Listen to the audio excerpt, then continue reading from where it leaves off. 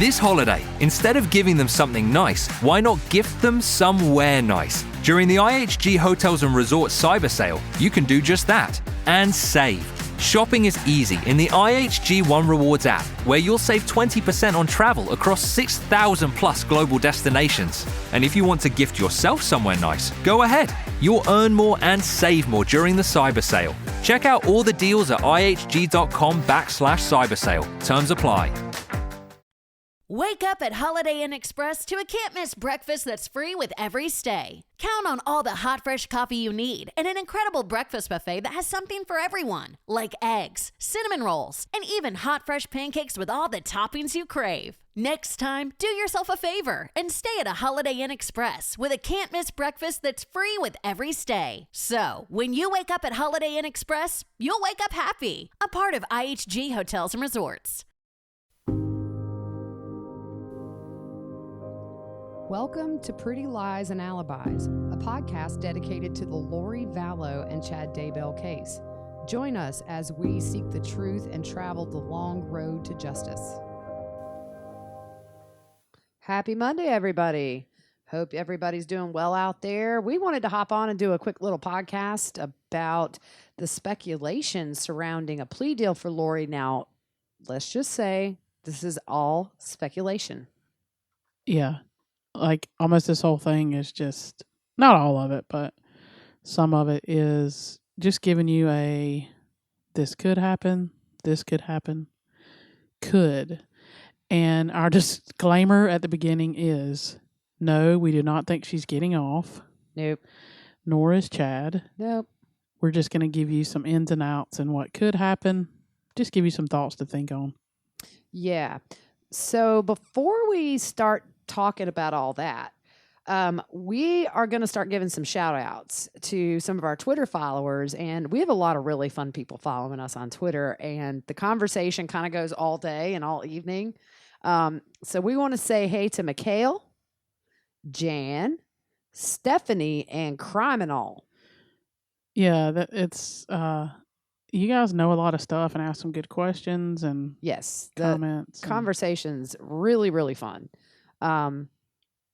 So we know that duct tape is going to come in a big way in this case, and garbage bags. And we've watched some shows. I'm a Forensic Files. I go down that rabbit hole every evening just about when I'm laying in bed and can't sleep. And there have been so many of those cases on that show that involve duct tape and garbage bags, and it kind of seems to be the one surefire way to tie yourself to a crime scene. Yeah, like duct tape is forensic gold. Oh, yeah. It just sucks up everything, catches everything. Yeah, it just seems like it's impossible to not get any evidence on duct tape. From the time you rip it off the roll to the time you put it on the body and the time you dispose of it, however you're going to dispose of it. Yeah. And it's made up of different things, different fibers. And, you have like the adhesive, and then you have like the weave of the fibers that they, share whatever. And all, and then the content of those fibers and stuff. So yeah, I mean, almost every other episode that I watch involves duct tape in some ways, and it's crazy because the one I was watching last night, there was a case where somebody had used duct tape, and the duct tape had been submerged in water for quite a while, and they were still able to pull that out of the water, get fingerprints and like cotton fibers from clothing. And yeah, it's like waterproof almost. Yeah. Duct tape hurts. It does. I've had some mishaps with duct tape. It's, it's strong stuff. I mean, you just experimented with some duct tape. So why don't you tell us what you found? Yeah. So, we're trying to determine, okay, if they use gloves, what would happen, whatever. So I put on some rubber gloves, and we know all in this pandemic, everybody's got rubber gloves. So we put on gloves and attempted to tear duct tape and pull it. And with the amount of duct tape they used, there's no way they used gloves. Because Yeah. it was a pain. It would stick to the glove, and then you pull it, and it would rip, and it's just different. There's no way. Yeah. Um, You would have to think that at some point with the amount of duct tape that they found on JJ, that if they did use gloves, at some point I would feel like there's a good possibility if they used gloves, it would have ripped that glove and gotten some DNA on there. yeah. And I took my gloves off, and I used barehanded, and it's still sticky, but it's easier to use barehanded. And plus, I mean, I showed you, like, I touched the duct tape, and you immediately, all we did was turned it over and took our light on our cell phone, and you could see a clear fingerprint. Yeah, you're busted. Yeah, you're in trouble. Got your print right So there. then, too, during all that, you have them standing over. Mm-hmm. So you have dead skin cells that could come off, hair.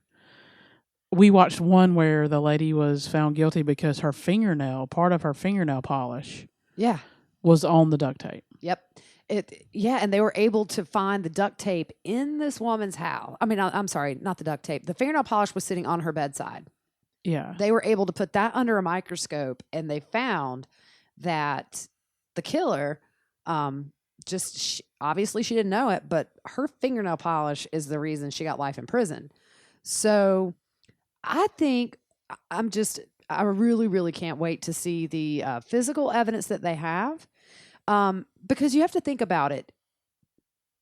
In a moment like this, where you have killed a kid and you are trying to wrap the body up, there has to be some adrenaline. I would almost guarantee probably Alex was sweating, or Lori, or whoever, Chad.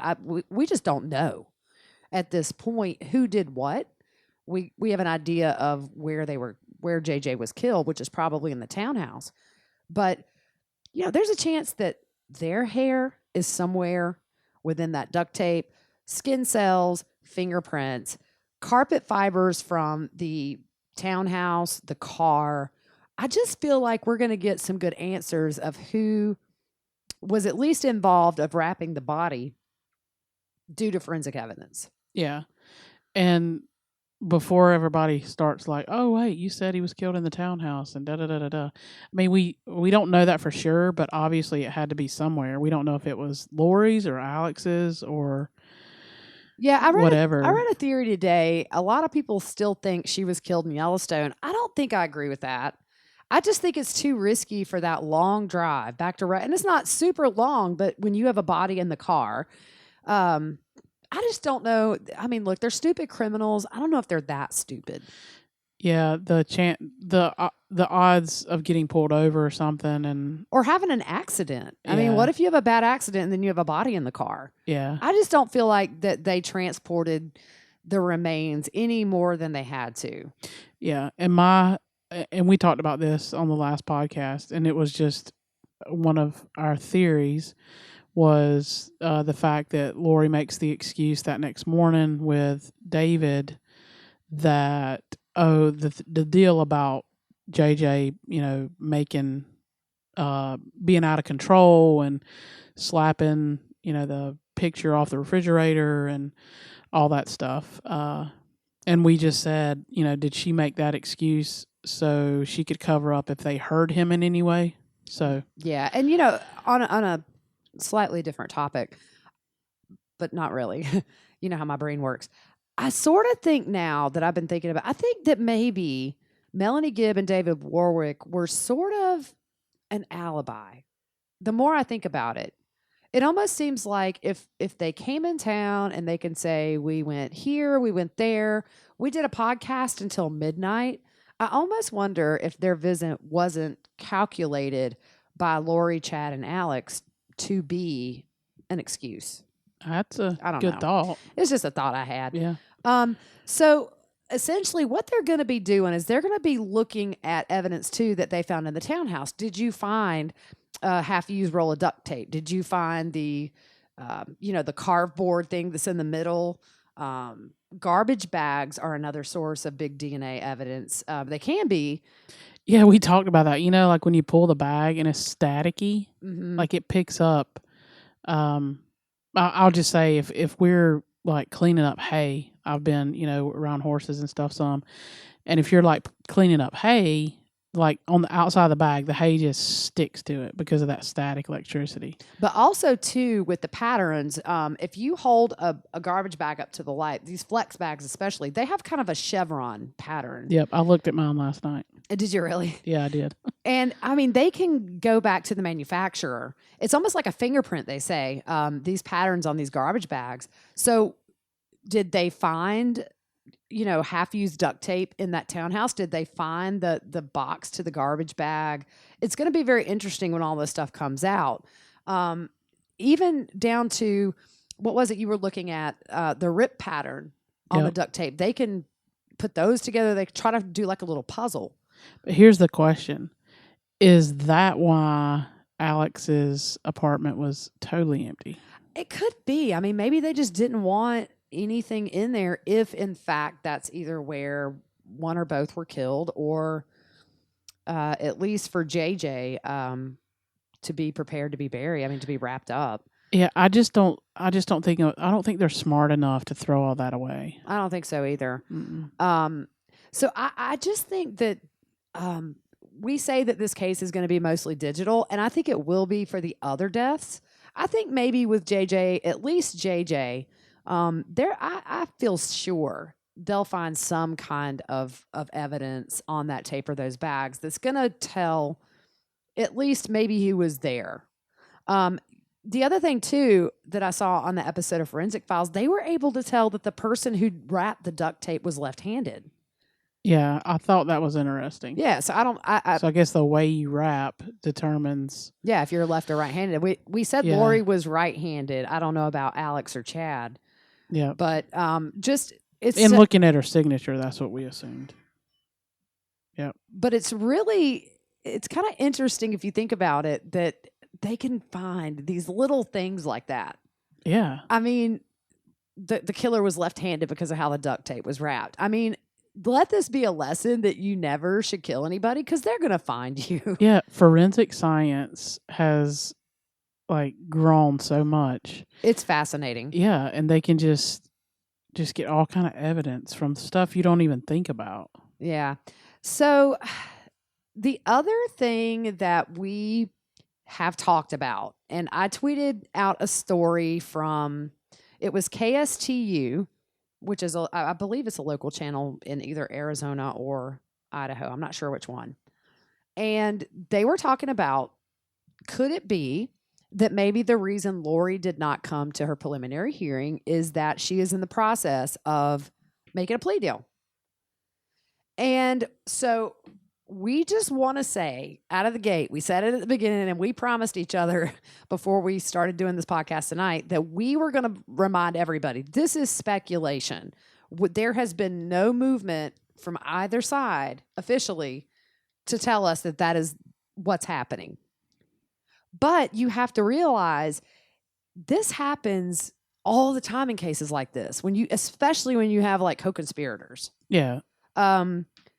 This case is different because it's in the media, it's sensationalized. People are COVID bored. I think that has been a lot of the reason this case is as big as it is. Yeah, if you think about it too, every episode that you watch of any kind of crime, if there's two people involved, they always try to get the other one to roll on the other one. Right. So they had Greg Rogers on, or they interviewed Greg Rogers on this KSTU. He's a retired FBI agent.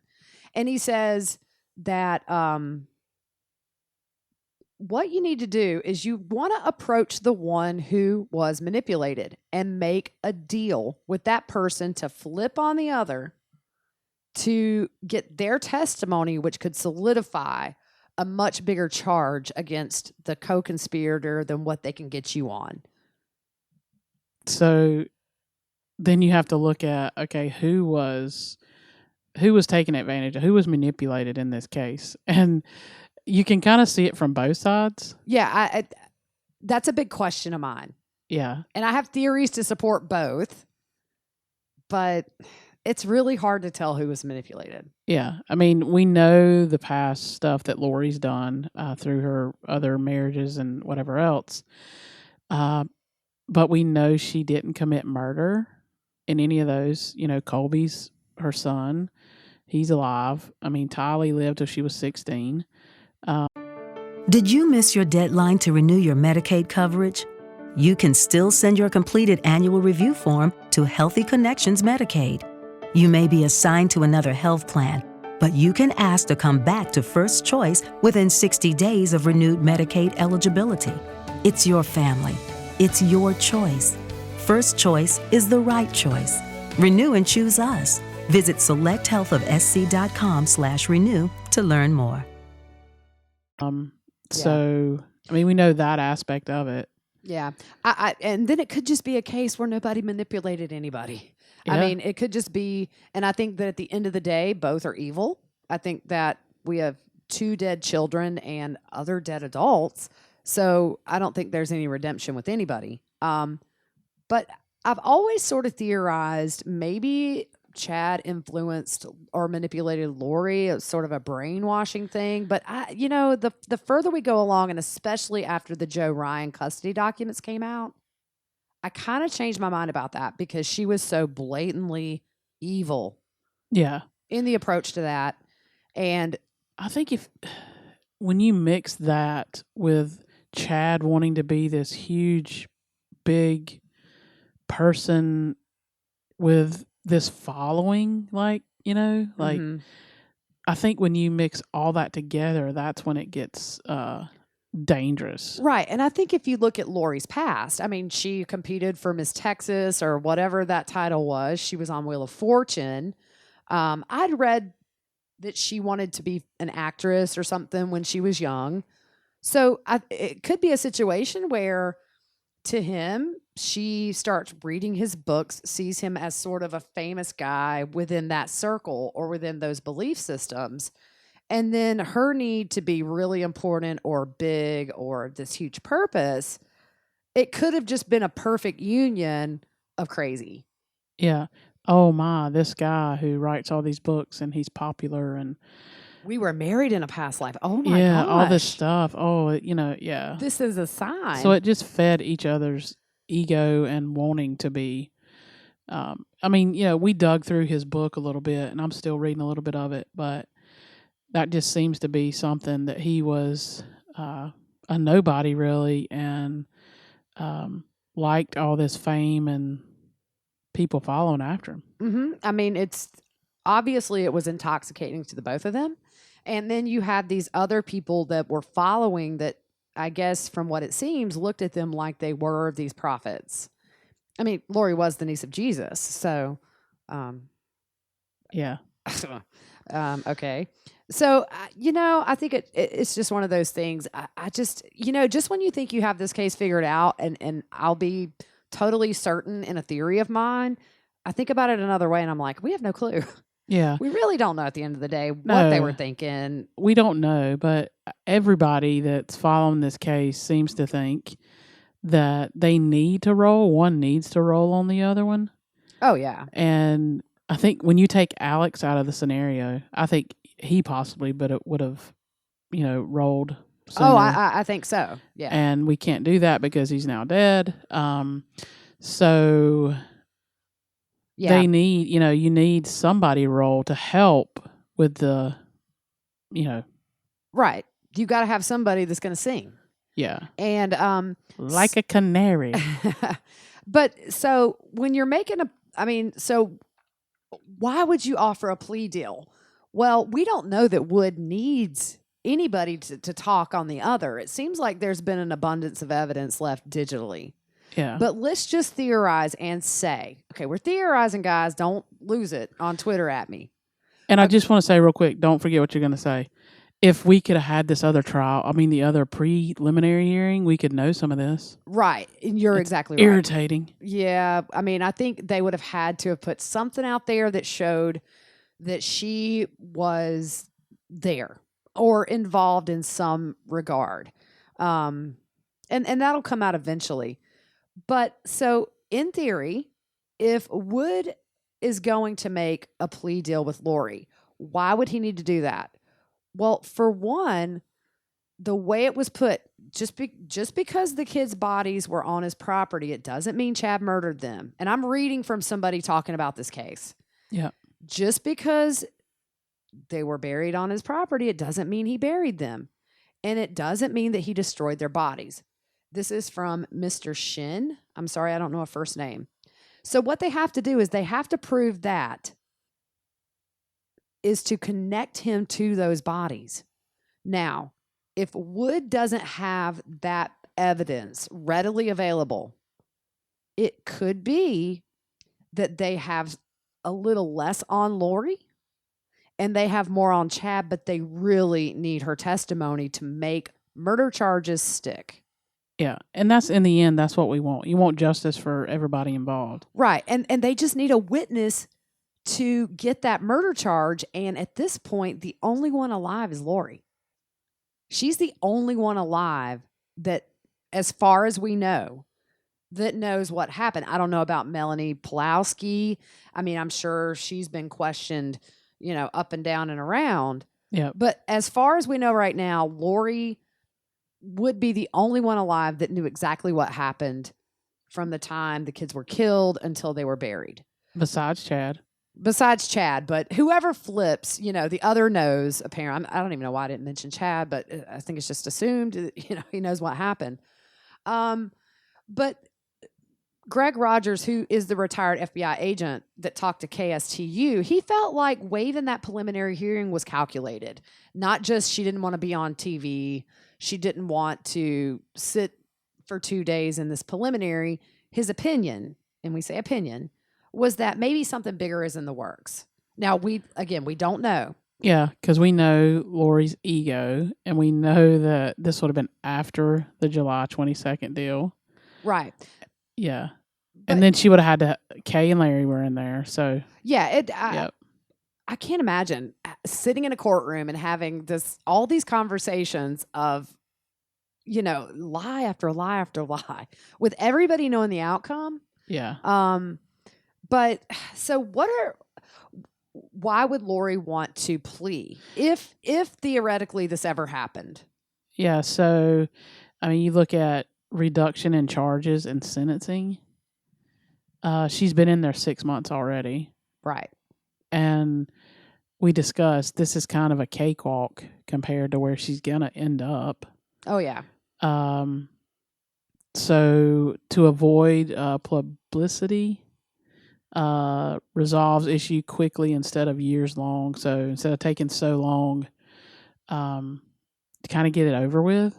Yeah, you just plea. And again, this is just how most cases, I mean, there are very few in the numbers of people awaiting trial. The number of people that actually go to trial is small. Most people take a plea. Even if there's not a co-conspirator, they just take a plea and say, so just for, as an example, let's say somebody is charged with rape. And then they talk to the lawyers talk, prosecutor talks to the defense attorney, and they say, hey, if this person wants to take a plea, we'll put these charges down to aggravated assault or assault. So I'm not saying that happens every day, but I mean, it kind of does. They just will make it more enticing for the defendant to take a little bit of a lesser charge and just avoid the trial. Yeah. Now, for the prosecution, one of the things I think that has to be in the back of the prosecutor's mind is that juries are scary and they're unpredictable. Yeah. I mean, you take 12 people who are ordinary people like us, who may or may not be true crime followers. We don't know. In that area, it's a lot of, I would assume it's a lot of farming, different things like that. So yeah, and we know there'll probably be a change of venue, but so just for comparison, let's look at the Casey Anthony trial. I think Kaylee would have been 15. Yeah, it was the other day. Today or yesterday or something? I think it was yesterday. Okay. So everybody knows my tongue has not got the the memo that we're doing a podcast. I think Casey. Okay. So Kaylee Anthony. All right. Here's how this sort of went down quickly. She was last seen on June 16th, 2008. She was not reported missing until July 15th by her grandma. And then so July 15th, the report is made. July 16th, Casey Anthony is arrested for child neglect and giving false statements to police because she said she had left Kaylee with a babysitter. And then they send in the cadaver dogs to search Casey's car, and the dog picks up on decomposition in the trunk. And then they took air samples, which concluded there were human remains in the trunk. So they indicted her on capital. Thank you, Capital. Fruit Loop. You're welcome. Capital. Sorry, I'm a little flustered. So they indicted her on capital murder, and she pled not guilty. In December, they found Kaylee's remains. The prosecutor decides to seek the death penalty. So there was a defense put in place, and do you know that defense? Defense says that Kaylee drowned and that Casey lied because of her dysfunctional upbringing and sexual abuse by her father. So the defense going to trial did not say, oh, she didn't do it. She didn't do anything. They said this was a really bad accident, and because of her her childhood, she lied. The evidence they had hair from the trunk. They had chloroform detected in the trunk, and there was some duct tape, which, by the way, the duct tape, I did not follow this trial at all. So I knew kind of the important parts of it, but I believe they matched the duct tape found on Kaylee's mouth to the duct tape that they were hanging the missing signs with. Yep. That's weird. Yeah. So what happened? Well, Casey Anthony got off. They found her not guilty.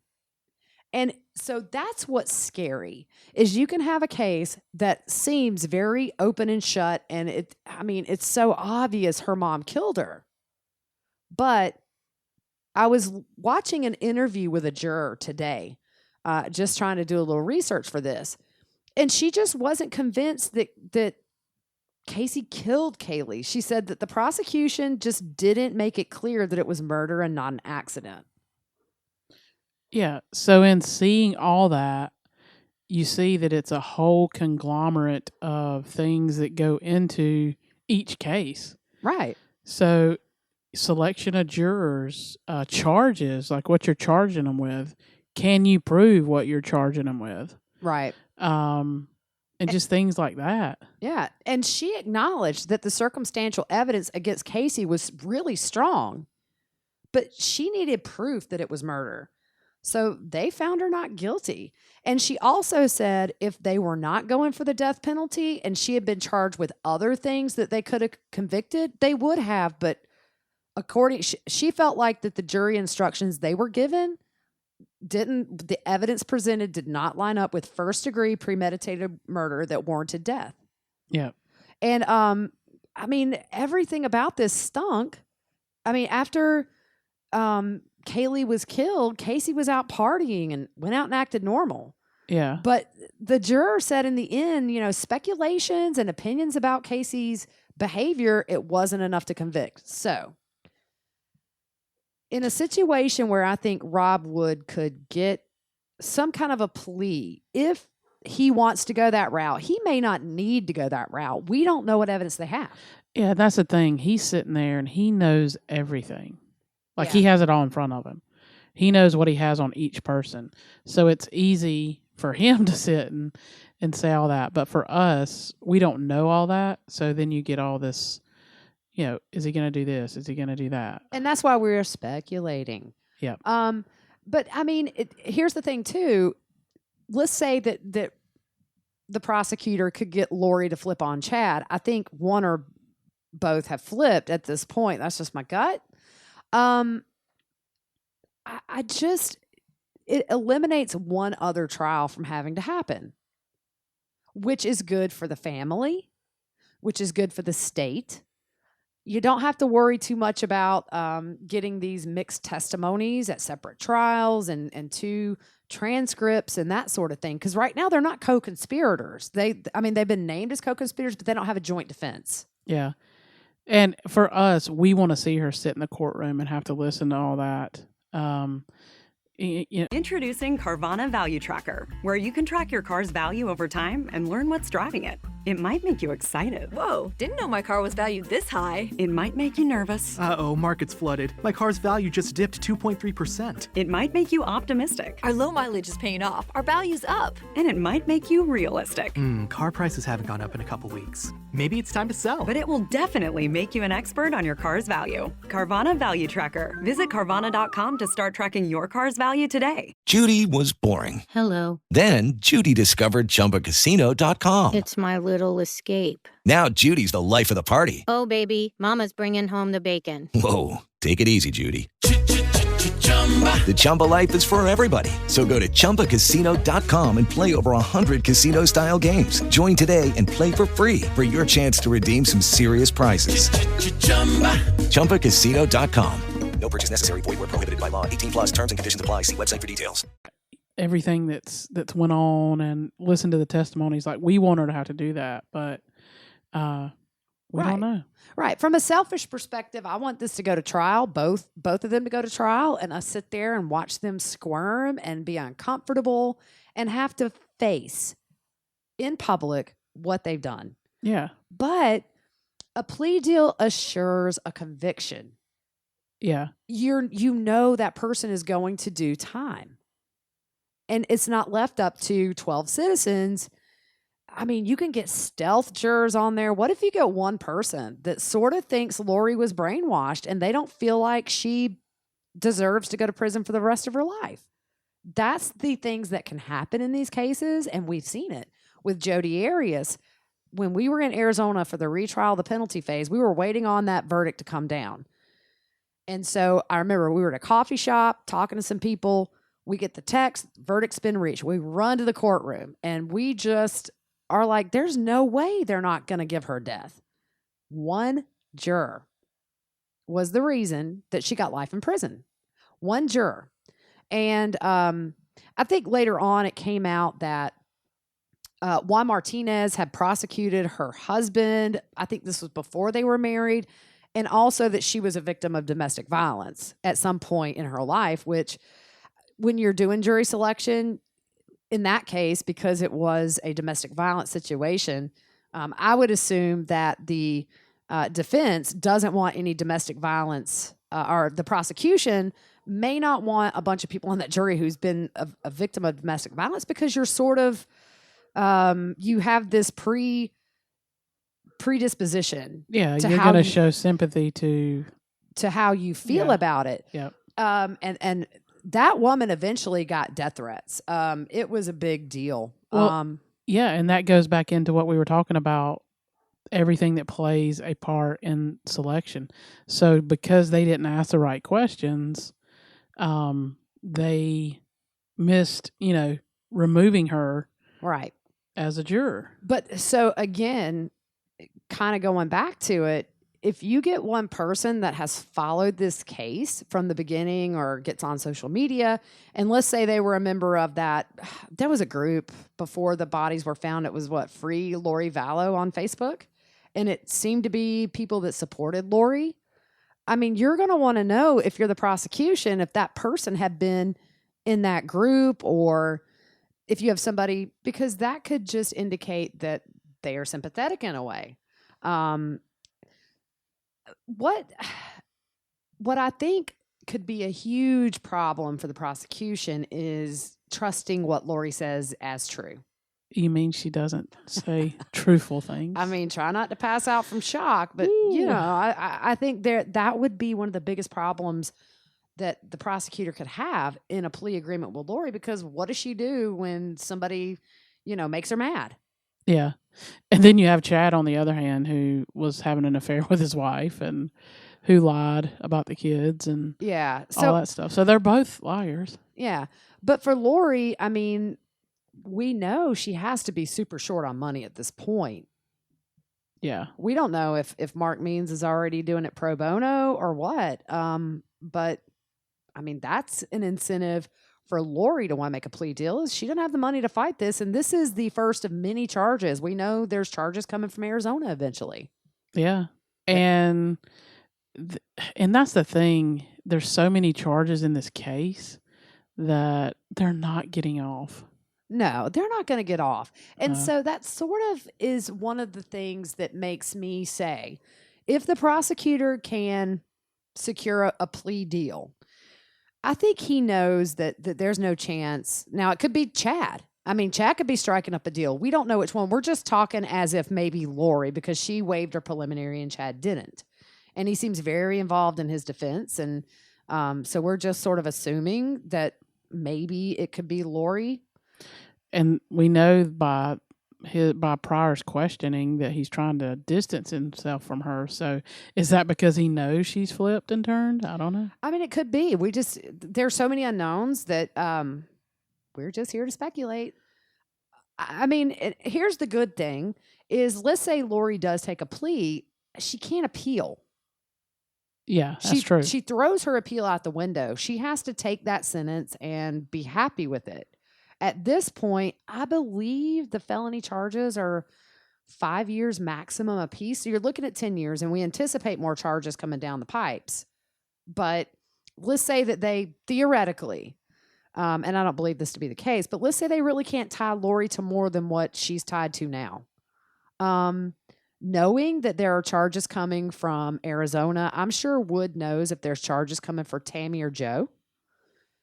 If he knows that maybe the most they can get is 10 years for her with the charges she has, then it does maybe benefit him if she flips and he can get her to testify against Chad, knowing that with the other charges, she's never going to be free. Yep. And besides the murder and stuff, we have other, insurance fraud and what else?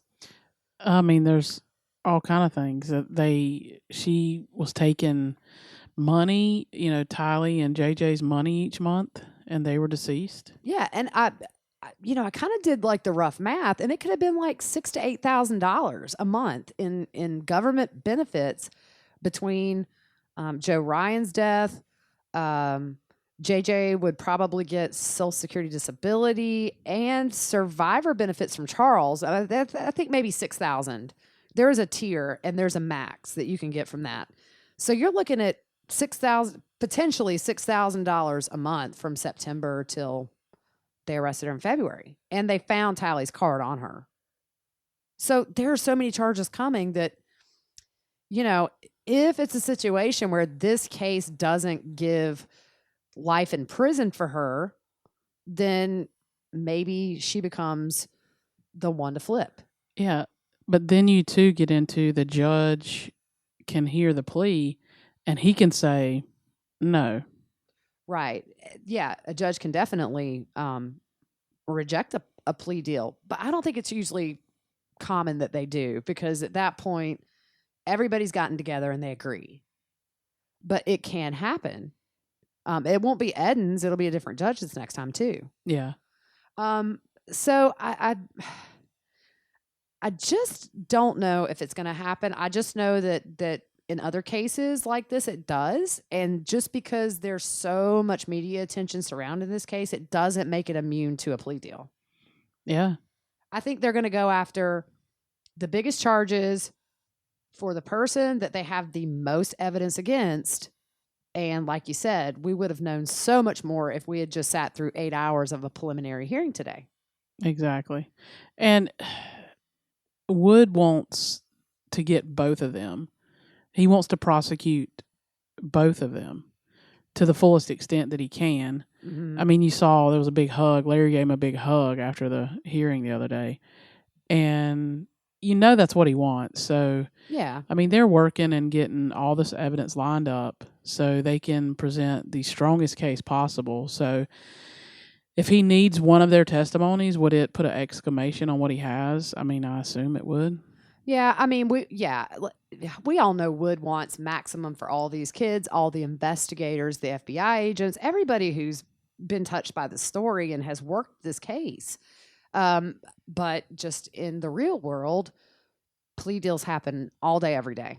And I trust that Wood will make the decision that he feels is best. I think at the end of the day, we just have to remember whatever happens, they're not going anywhere. Exactly. because I told Fruit Loop, I said, our Twitter is going to get lit up with people saying, oh my gosh, Yeah. like she's not going to pay for the kids. Oh, she'll pay for the kids. Yeah. And I don't know that these charges are going to be the only charges she faces. There's so much more, but we're just saying that there are some legal pundits that think this could be the case. Yeah. And we don't know for sure. We're only speculating. Right. And, she could have waived. Let's just say there is no plea or no talk of a plea deal. Why did she waive the case, the hearing? Could be. Because Chad's hearing showed that it showed pretty much right now what the state has to get him bound over. He was bound over 9 times out of 10, probably 10 times out of 10, should have been bound over anyway. Yeah.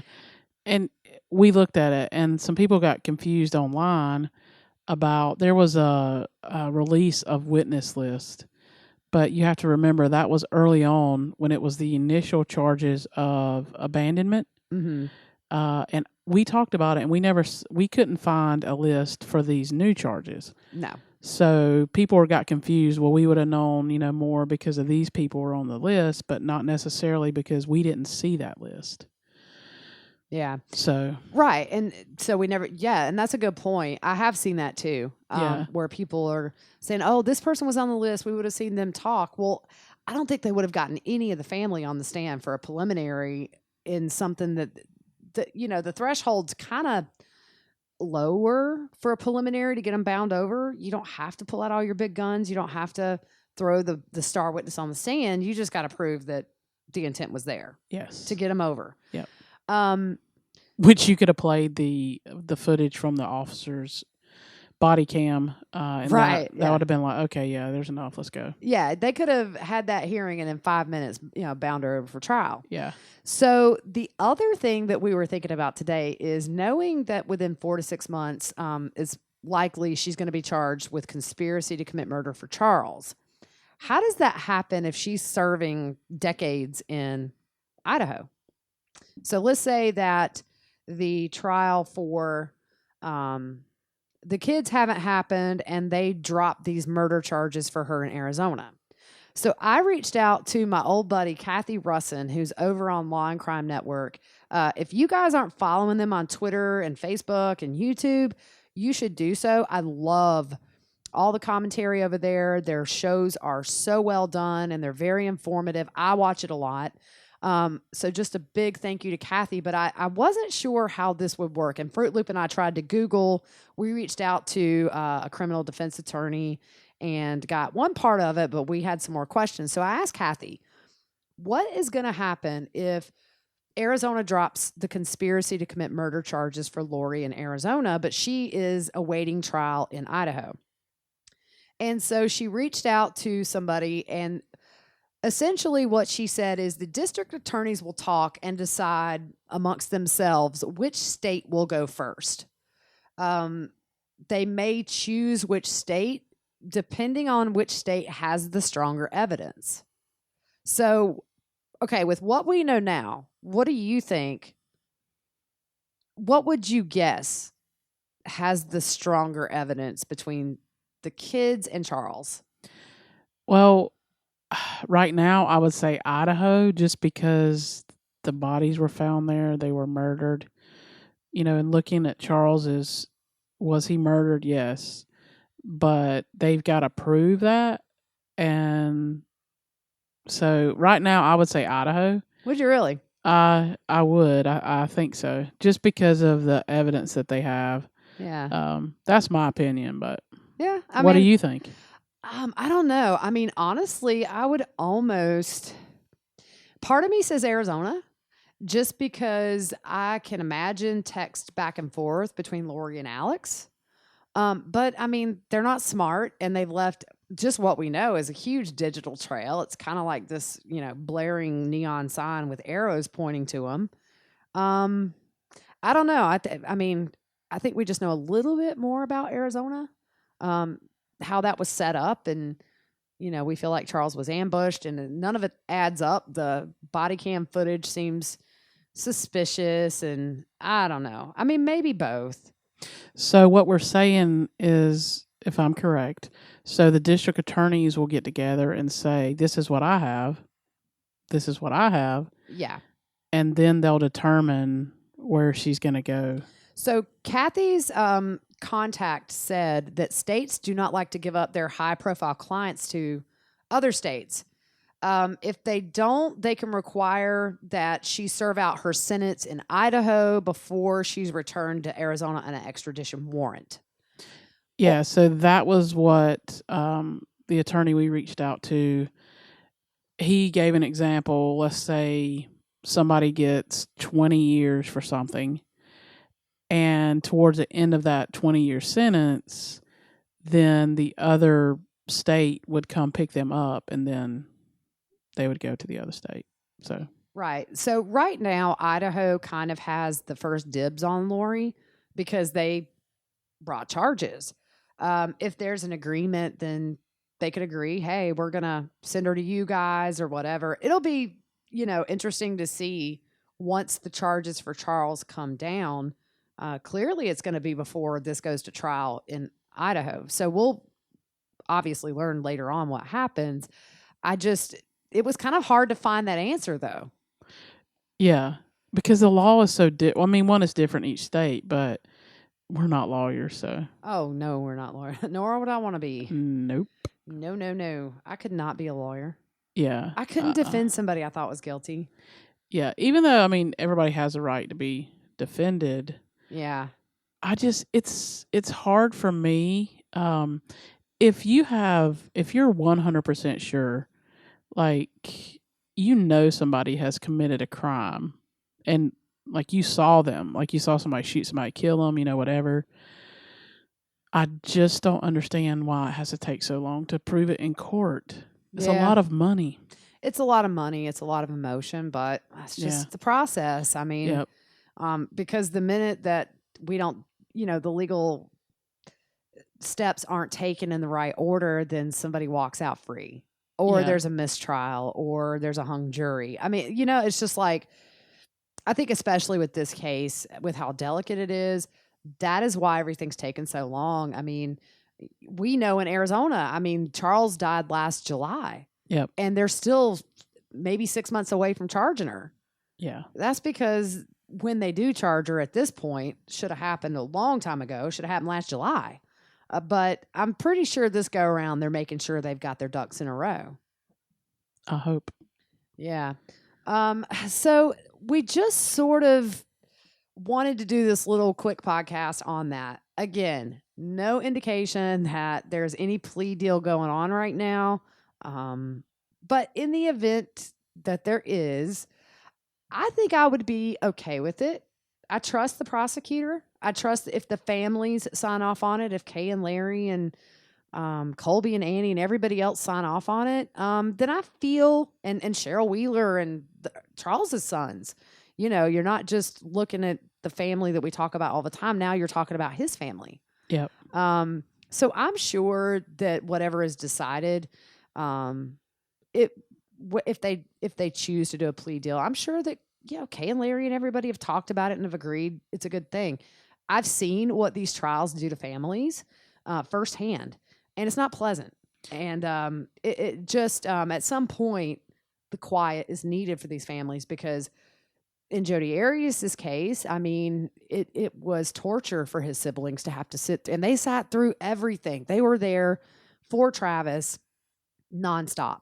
Yeah. But it took a toll, and you could see it. And it's just a constant reminder when these trials go 2 and 3 months, every day you're living out the worst moments of your loved one's life in graphic detail. And so for me, I would be okay if the prosecutor felt like a plea deal was what was warranted here.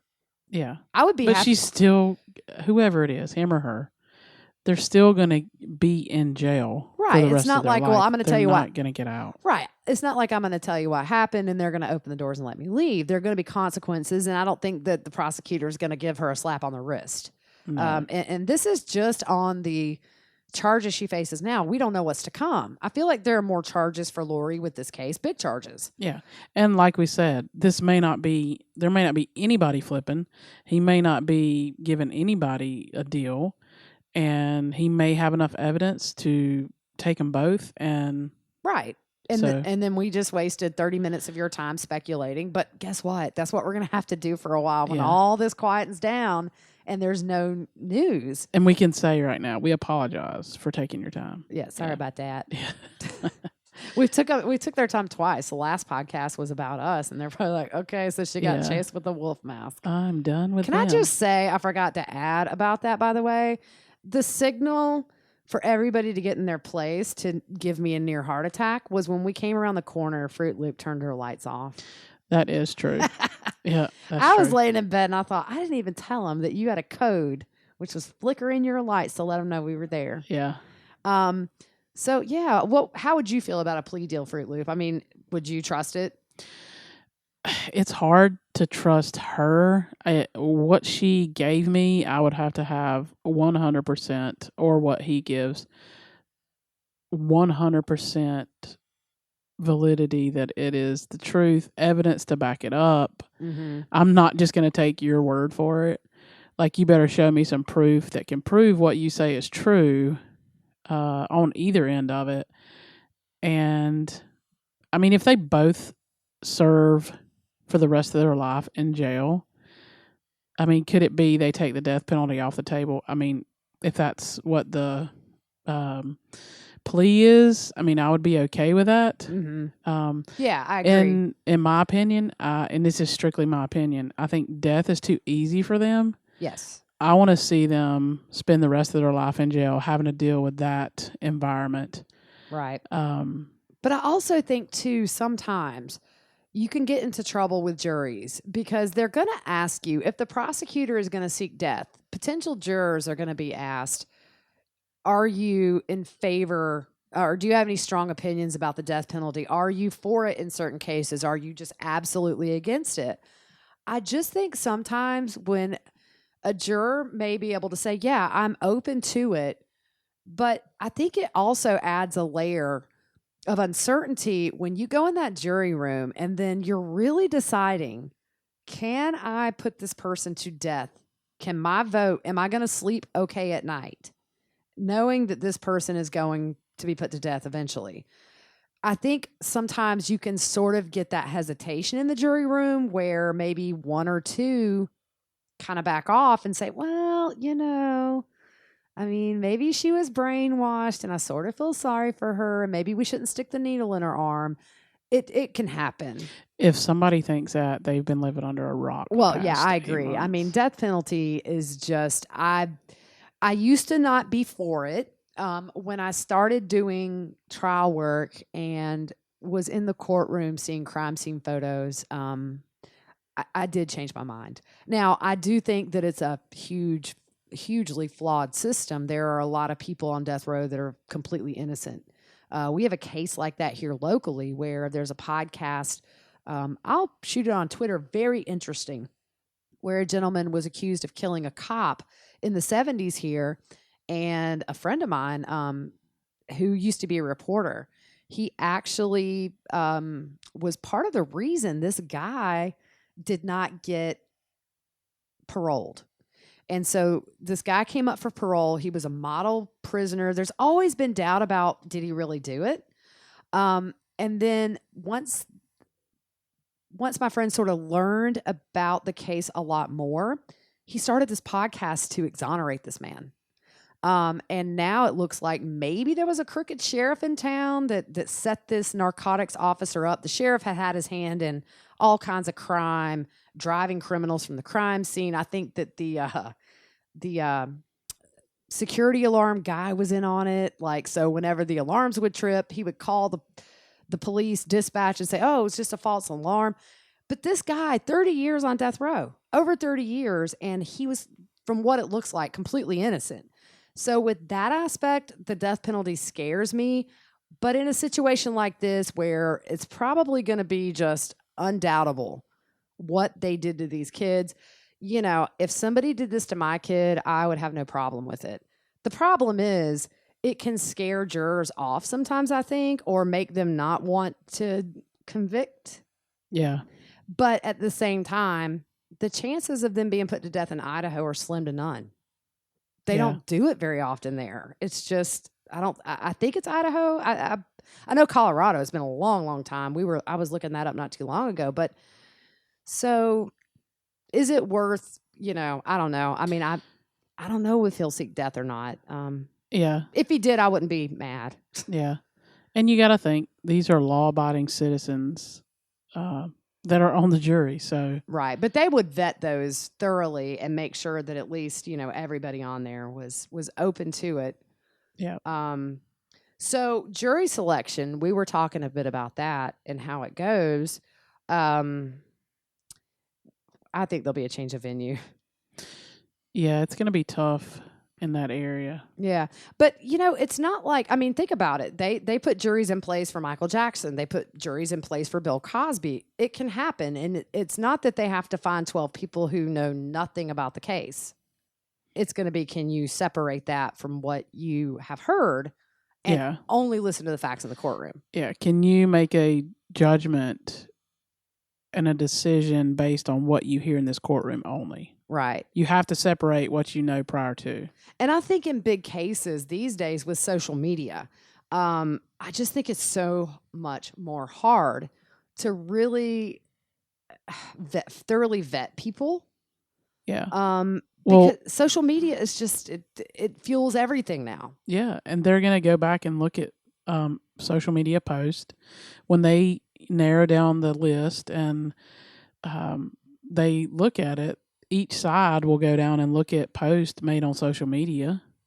Yeah. I mean, you always have to be like on the lookout in these high profile cases for the fame seekers who just want to be on the jury because it's a big, big case. Yeah. And then you have to watch out for those stealth jurors who may have some sympathy for the defendants. And, I mean, that can cause all kinds of problems in a deliberation room. Can you imagine what this is going to look like? Oh, boy. With Pryor? Oh, my goodness. Oh, my gosh. I really, really, really, really, really, really hope that at some point Chad has to switch lawyers. I can't handle Pryor.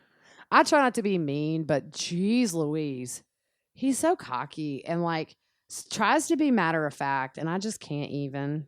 Yeah. Do you ever not know somebody, but after watching them, you just, I just want to punch something when I hear him talk. Yeah. He was just so condescending, though. I mean, I don't feel bad about talking about him because he made me. Yeah. Well, that's all we had, right? I think so. We've taken about almost an hour of your time, so wow. We always say we don't have enough, and then we get on here and I was literally sitting on the couch over there when we were talking about the podcast, and I was like, I just don't know if it's going to be enough. Yeah. But we just, I mean, I've tweeted out the link to this article about where the FBI agent speculates on a plea deal. I'll retweet it again tonight just so it kind of goes along with this. So just reading that article, I thought, well, I mean, it's an interesting subject and it is something that may come up down the road. So, I mean, at this point, I think we're just going to start digging back into people or backgrounds and that sort of thing. So we need for you guys to tell us what you want to hear about. Yeah. Come on. Because I'm fresh out of clever right now. I'm not even going to lie. Hey, I'm clever. I'm working on mine. I know, right? You got it all together. Yeah. I got 3 kids. So it's like I can't think about nothing too long. Yeah. Especially with Sarah Rose. She is all up in this room today. I think even you got a little flustered. Dude. It was... She was eating, so she was smacking, and she has to get right in my ear. She pesters me more than she pesters you, I think, sometimes. Like, just picking. You wasn't here when she come in here and put the ice pack down my back. That's pretty funny. I mean, she's doing exactly what I told her to. Yeah, and then I had to chase her through the house and put it back down her shirt. So So reach out and let us know some things you're interested in learning about. We're looking at some stuff, but your ideas are always awesome because that's what you want to hear about, and we aim to please. Yep. So you guys have a good evening, and we'll talk to you later. Bye, everybody. Okay, round 2. Name something that's not boring. A laundry? Ooh, a book club. Computer solitaire, huh? Ah, sorry, we were looking for Chumba Casino. That's right. ChumbaCasino.com has over 100 casino-style games. Join today and play for free for your chance to redeem some serious prizes. ChumbaCasino.com. No purchase necessary. Void where prohibited by law. 18 plus. Terms and conditions apply. See website for details. Lucky Land Casino, asking people, what's the weirdest place you've gotten lucky? Lucky? In line at the deli, I guess? Aha, in my dentist's office. More than once, actually. Do I have to say? Yes, you do. In the car before my kids' PTA meeting. Really? Yes. Excuse me, what's the weirdest place you've gotten lucky? I never win and tell. Well, there you have it. You can get lucky anywhere, playing at LuckyLandSlots.com. Play for free right now. Are you feeling lucky? No purchase necessary. Void where prohibited by law. 18 plus. Terms and conditions apply. See website for details.